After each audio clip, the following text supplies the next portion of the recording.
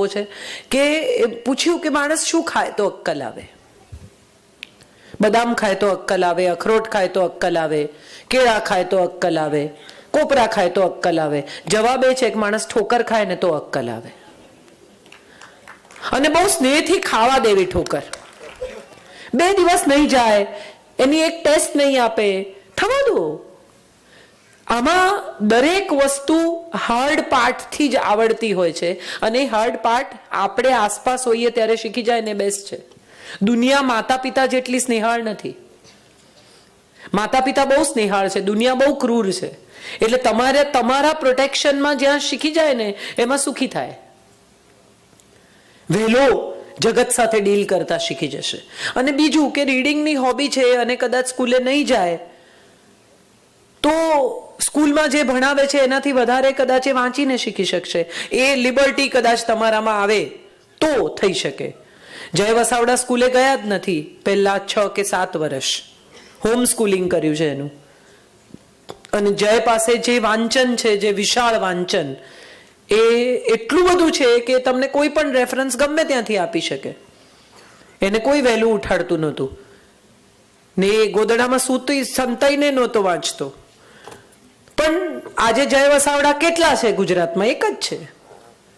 સ્કૂલે નથી ગયો તો પણ છે. એટલે મને એવું લાગે છે કે આપણે બધા એક ડિઝાઇન્ડ જે ફ્રેમ છે કારકિર્દીની, એજ્યુકેશનની, એમાંથી થોડાક આઉટ ઓફ ધ બોક્સ જઈને પણ વિચારતા પેરેન્ટ્સ થઈ શકીએ તો સારું.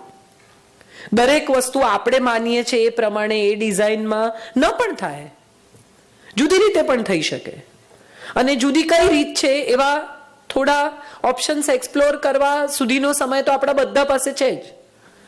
એમની પાસે પણ છે. 13 વર્ષની ઉંમરે એને ખબર છે કે 2-4 વખત આવું થશે તો વાંધો નહીં આવે. ડોક્ટર તરીકે કદાચ તમે ન ઉઠી શકો અને તમારો પેશન્ટ બીમાર હોય તો તમને બહુ મોંઘું પડે, એને નહીં પડે. હજી he can afford. So A afford કરી શકે છે એ દરમિયાનમાં જ એને આ ઓપ્શન આપો.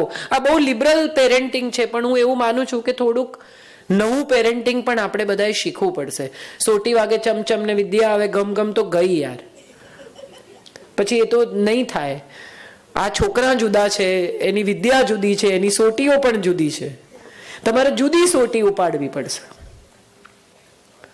અને બહુ મજાની વાત એ છે કે કેટલા બધા છોકરાઓ મેચ હોય કંઈ હોય તો એમ કે આજે નથી જવું, તાવ છે, કંઈ બીજું હોય ને they want to just be home. So teach them કે જૂઠું બોલીને નહીં બેટા, મેચ જોવી છે ને, મને એવું કહે કે મારે મેચ જોવી છે એટલે ઘરે રહેવું છે, આઈ વિલ અલાવ યુ. એ બહુ અગત્યનું છે કે મેં રાત્રે બહુ વાંચ્યું, મને બહુ મજા આવતી હતી, મારે નોવેલ પૂરી કરવી હતી, હું ના ઉઠ્યો પપ્પા. તો એ સત્યની નજીક રહેતા પણ શીખો એને. મને તાવ છે ને મને માથું દુખે છે ને મને આમ થાય છે, યુનિક બાના કાઢે. મને હાથમાં ખણ આવે છે એટલે સ્કૂલ નથી જવું, પેન્સિલ નહીં પકડાય મારાથી.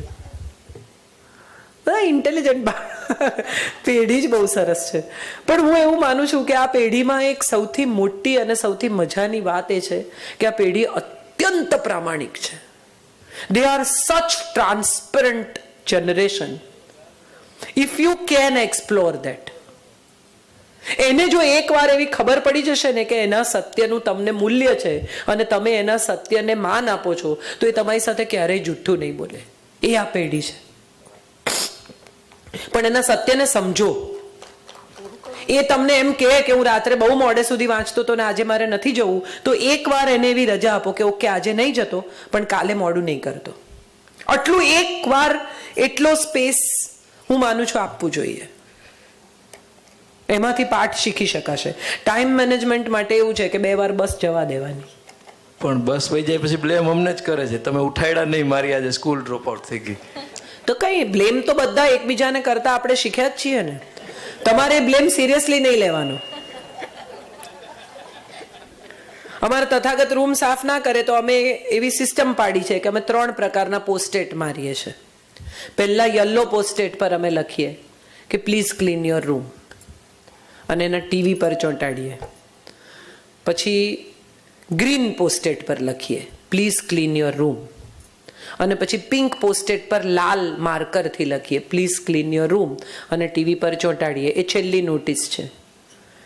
એમાં જો ન થાય 24 કલાકની અંદર તો એનો રૂમમાં તાળું મારી દેવાનું અને કોઈ પણ ક્ષણે મરાઈ જાય. એટલે એવું નક્કી નહીં કે એને નોટિસ આપીને આ લાગ્યું એનો અર્થ એમ કે હવે 24 કલાક છે, થતા થઈ જાય તો સરસ, નહીં તો તાળું મારી અને બહાર જતા રહેવાનું. રૂમની અંદર રહી ગયેલી વસ્તુ અંદર રહી જાય અને બહાર રહી ગયેલી બહાર રહી જાય. અને આ નેસેસિટી એવી ચીજ છે કે મારો ગિટાર અંદર છે ને મારું ફલાણું અંદર છે ને મારો ફોન અંદર છે ને ખોલો ખોલો ખોલો એટલે તરત કહેવાનું કે સાફ કરી નાખ, હવે હું ઊભી છું. ધીરજ, અખૂટ ધીરજ, ગુસ્સે થયા વગર પાઠ ભણાવવાની ધીરજ. ગાંધીના બાપે એને 2 તમાચા મારીને એમ કહ્યું હોત કે વાણિયાનો દીકરો થઈને માંસ ખાય છે હરામખોર, તો ગાંધી ન મળ્યો હોત. એણે એમ કહ્યું કે બેટા આવું તને કેમ સૂઝ્યું. એના પિતાના આંસુ એ ગાંધી બનાવ્યો, પિતાના લાફા એ ન બનાવ્યો હોત. આટલું જો થઈ શકે તો હું માનું છું કે આપણને અનેક ગાંધી મળે.